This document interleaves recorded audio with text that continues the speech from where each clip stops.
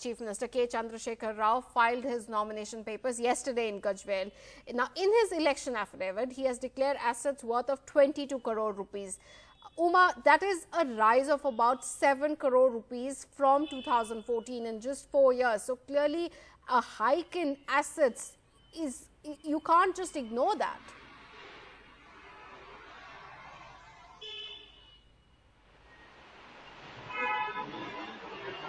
Yes, indeed. Chief Minister K. Chandrashekar Rao has declared about 22 crore rupees of assets, up from 15 crore rupees in the 2014 papers that he had filed, and that's almost 40 to 50% hike in assets. And what he has said is that he is largely an agriculturist, and must point out Gajwel is in an area that has seen a huge number of farmer suicide deaths, and the Chief Minister, in fact, owns a farmhouse there. Of course, his number of acres that he owns is much higher, 34, and it has gone up to 56 acres, we are told now.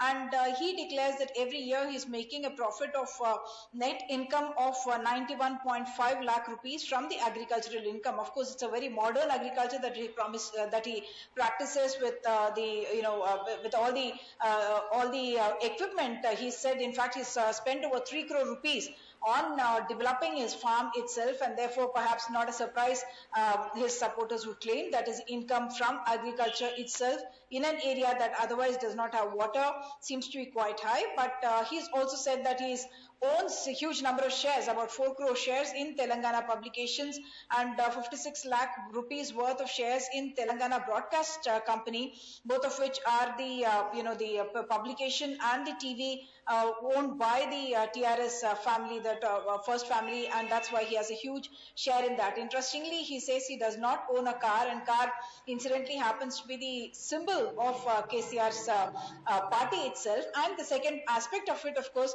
is also that he says that he owes his son and daughter-in-law some 84 lakh rupees and 24 lakh rupees again, which will add up to more than 1 crore rupees that he owes to his own family members. Even his nephew, Harish Rao, who is from Siddipet, he has also reported an increase in income from 45 lakh rupees to over almost 3.5 lakh rupees that he 3.5 crore rupees that he has filed in the affidavits. KCR has about 63 criminal cases against him, whereas Harish Rao has reported about 4 criminal cases, all perhaps linked to the various protests that have happened in the Telangana region during the struggle. Those are the cases that are pending against the irrigation minister. But interestingly, the other aspect I must talk to you about is about the list itself.